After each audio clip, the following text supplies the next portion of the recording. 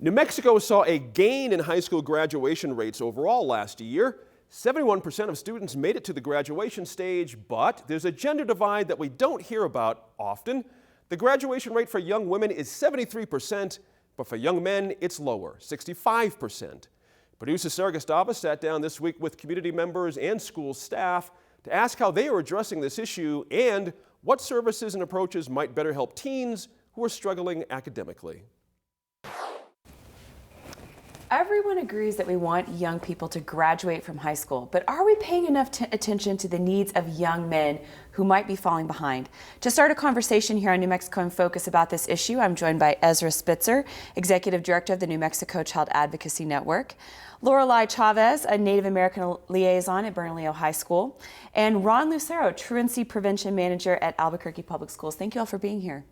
Thank you for having us. Ezra, I'm going to start with you. These numbers, this difference between young men and young women, it might surprise some people. What's behind that? What's going on for boys today? You know, I don't know. You know, it's hard to say, and I would love to see some of that data sort of through a race and ethnicity lens as well, right? To see if there was more differences there. You know, I mean, I certainly know. You know, there's certainly a system's tendency sometimes to criminalize, especially boys of color, and it would be interesting to see if some of that is at work in those numbers as well. And I think, you know, adolescence is a tough time as well, and there's a lot happening in the lives of young people and children, and some of those at a later age, those adverse childhood experiences, you know, begin to have impacts. Yeah, we're going to get into that definitely. Ron, what do you think? What's going on for young men? Well, young men and young women are struggling with a variety of things in their lives today. For me, it's, you know, based on my work, the absentee rates is what we're really trying to work on. And of course, they're higher for males. Graduation rates are lower for males. It used to be arrest rates, and still are higher for males, because I worked in that system for many years. But I think the pressures amongst our youth today, the world they live in today, is very demanding. So it's not surprising that we see struggles with a variety of things, including graduation, compliance with rules and regulations in our society. So this is not a new thing. You know, I've worked in New Mexico with youth and families for over 40 years. It's just the complexion is changing a little bit. Some of the things we see are a little troubling. How so? You know, some of the violence we see in our streets, the magnitude of the coverage of things in our life. Everything's immediate. So these youth see this, you know, and their processing is a little different than others. We've talked about brain studies. So I'm not surprised that youth of today are responding to what they see around them and the pressures that are put on them. Lorelei, Ron mentioned attendance. That's something that you work on. Research shows attendance is crucial for success, crucial for getting kids to the graduation stage. Why are some students skipping school? Some of the reasons we see is maybe they want to work, or in my case, I work in a school where it's kind of a rural population, so they travel from far ways to get to school. So if they don't really feel connected at the school to the different activities, even a teacher, if there's not someone there that they feel connected to, there are times where they don't feel as encouraged to go to school. Other things they face as far as the students I work with, Native American students, is there are times where they're faced to choose between their cultural or activities at home that they must participate in, and that's a very fine line that they walk, not only as students but more so as Native American students. So we see those differences in attendance all across the boards, not just in males but in different ethnicities and races. You can see the different differences amongst chronic absenteeism rates.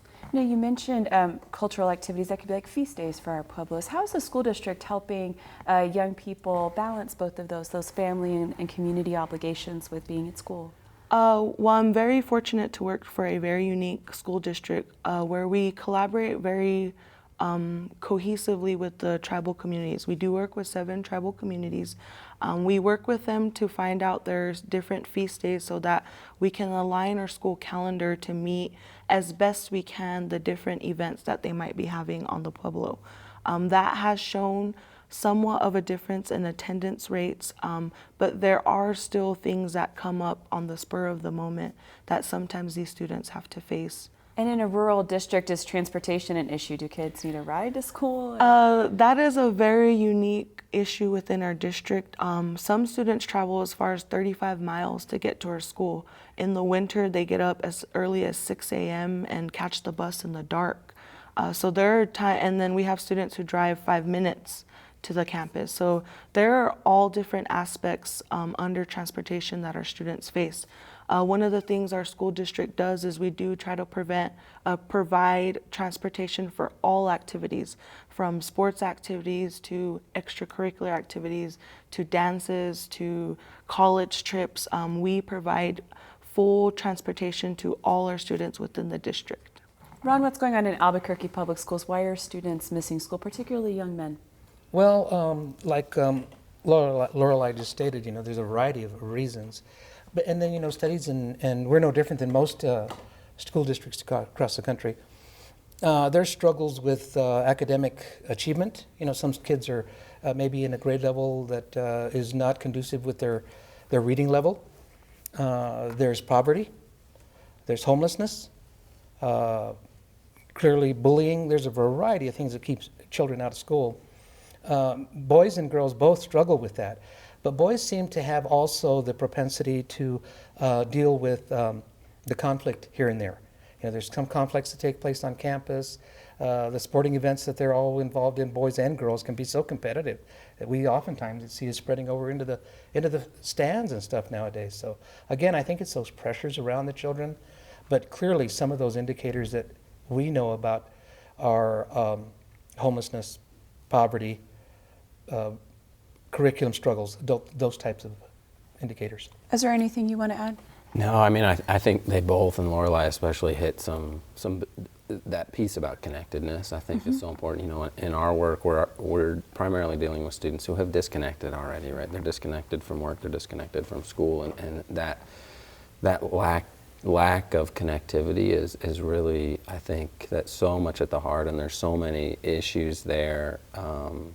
About the system itself, right? Is the system meant to work for everybody? And those transportation issues are real, and those cultural issues are real, right? I mean, it's just a lot of stuff there that's really hard, that's breaking those connections, that finding a way to get those connections back, and that connectivity and that transportation to things like extracurricular activities, so important, right? Because that's where the connectivity comes from. I can also see that there's a couple different levels of connectedness. There's connectedness to teachers and staff, and then connection to feeling like there's some value in education. Let's start with those relationships. Why is it important, particularly for young men, to have a relationship with someone they trust at school? Yeah. So the connectivity, exactly. I think it is definitely an adult-youth connection and also a peer connection, right? So it's both of those things, and I think it's in sort of academic terms, we call that social capital, right? But someone who's there and gets you and understands you, right? So that when you miss class, it's not an issue of you miss class, you're a bad person, but it's like, what happened, right? And it's like, well, it was feast day, or it was this, like someone there who can be that advocate for you, right? But it's also that peer connection is also very, very important, right? Because they have to feel part of that community. And that's why I think once they disconnect, it's so hard. I mean, there's a lot of interventions that are designed out there to be a pathway, but the problem is they're really hard to get people onto and into, and it's just, once they disconnect, it's very, very hard to come back. And in our experience, to get back, you have to build that capital around them to get them back. Lorelei, how do you draw on your own experiences and the work that you do with young people today at Bernalillo? Well, as far as connectedness, one thing we do at Bernalillo High School is we really strive on school culture. Our goal is to really make every student feel like they are at home and they have a place. One of the initiatives we're really looking forward to next year is we'll be bringing in elderly greeters to our school. Something like Walmart, how Walmart has greeters as you walk in the door. But our goal is to have greeters of all ethnicities, Hispanic greeters, Native American greeters, just people from the pueblos, from the community, who have a buy-in in our school, and that understand this connection, that if they don't connect with the youth now, later on when they become our workforce and our governors and our tribal leaders, that they have a firm foundation on what community means. And that sense of connectedness is the beginning or the root to that in schools.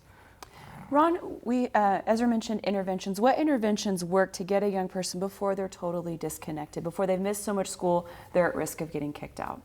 Well, learning what is the obstacle is really paramount. That early identification of what might be the struggle. You know, we tend to believe that, hey, well, you're missing school for whatever purpose, and let's get you back. Let's open, you know, the classroom's always open. Teacher's always usually there. But what has kept them out is the difficulty. And that early identification of whatever might be the obstacle, having a good opportunity to assess that. We use social workers in our initiatives because our ambition is to be able to assess really different tiers of struggle. Then we can make a bona fide referral or connectivity to a service that might be necessary. Might just be as simple as an alarm clock to get you up in the morning, but it could be as intense as I'm struggling with my mental health. So you don't want to refer that child off and say, well, we'll get you some help whenever. It's really important because we live in a time where our youth are immediate gratification bound. And that is, you get a window of opportunity, be prepared to utilize it to the benefit of your client. Mm-hmm.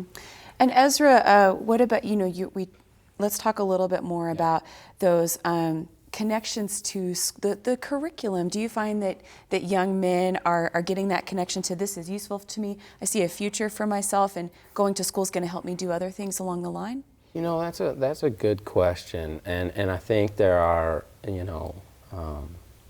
think an interesting dynamic we often see in social work and teaching is, right, a lot of the staff are women, right, and I think sometimes it is hard for boys to find connection, just because social work staff, who are in the interventions and school personnel are often women, and I think, I don't think it's an intentional, design, but I think sometimes, young men don't feel like they belong, right? And I think men sometimes can struggle, and their brains develop differently and more slowly, right? So boys are at a different developmental stage than girls throughout school, and I think that, I think it can come back later, in the secondary schooling, you can see that. So would having more men in schools, in the classroom, do you think that would make a difference? It wouldn't be a bad thing, right? I think it could be a helpful thing, and certainly I think finding boys, mentoring opportunities, and getting them especially engaged, I think that's why you see some boys tend towards sports, right? Because then you do start to have, male coaches are more common, and there's some camaraderie of boys. So I think those, it's important to make sure, certainly more male teachers would be great, but I think otherwise more men, more opportunities for boys to engage in positive activities with adults outside of or around the school environment. Ron, do you think bringing more adults into the school in general, like Lorelei was saying, of the greeters and different men, do you think that would make a difference for young men? Absolutely. I think the adult influence is lacking. The ability for youth to connect to examples is not what it used to be.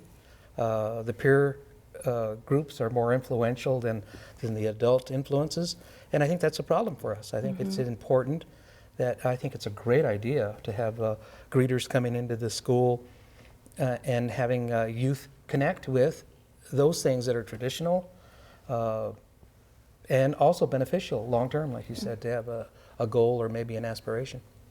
Well, I feel like we've just scratched the surface here, and that's all we can get to this week. But thank you so much for coming in, starting this conversation. We'll continue to follow up on some of these issues with you and other folks in the community who are working with young men and young people, helping make sure that they achieve what they want to in high school. Thanks for being here. Thank you. Thanks.